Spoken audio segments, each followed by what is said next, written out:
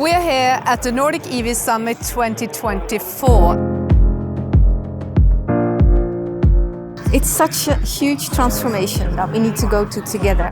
We need to be humble. It's a transformation. I really believe in openness in this field where we can learn from each other, we can also converge. It cannot be a solo game, it's a team sport. We need so many actors to work together on this. It's also super important to do it here in Norway, which is such a strong proof point for electrification. And the dialogues, the discussions, I think will actually make a difference in terms of how we develop our products, how we steer our markets, and how we regulate it. Right now, more than 90% of batteries are being produced in East Asia. So this is something we need to do something about. And the whole panel seemed to agree with that. So the question is how? Being able to connect everyone up and have some experts in the room that can answer the questions has been just so valuable. In Europe, we see a need to now reach mass adoption of electrification, making electrification affordable, inclusive, accessible.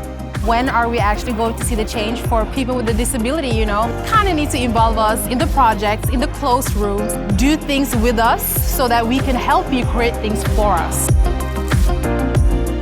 The tipping point is getting there in more and more countries. More than 30 countries globally have passed the 5% thresholds. India becomes a very important part of that story. India's EV journey is driven by two-wheelers and three-wheelers that benefit lower-income people, and so it's a more equitable story. We're seeing great innovation in both new business models and new policies, and so we're now supporting partners on the ground to support both the commitments and the policies that we think are going to be needed.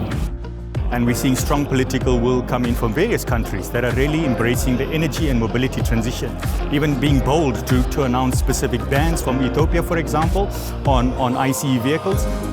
It's not only about celebration, it's not only about opportunity, it's also about challenges, and I think we need to have an honest discussion about that too.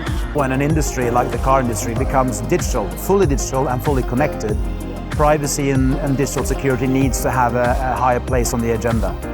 We need tougher regulations, we need the business to step up, we need the OEMs to start selling EVs all over the world, we need the charging companies to continue what they're doing, but even faster. Electrification of cars is an evolution, not a revolution. They will continuously get better and better, and we will open up new opportunities in terms of bidirectionality, in terms of integration of batteries into vehicles. But overall, this is a product that will only get better in the coming years. And in the end, I absolutely think that an electric car is a better car. Solar panels, batteries, and electrification of everything, including transportation, is the solution. And when you come to a place like this, you get reminded that that's a fact.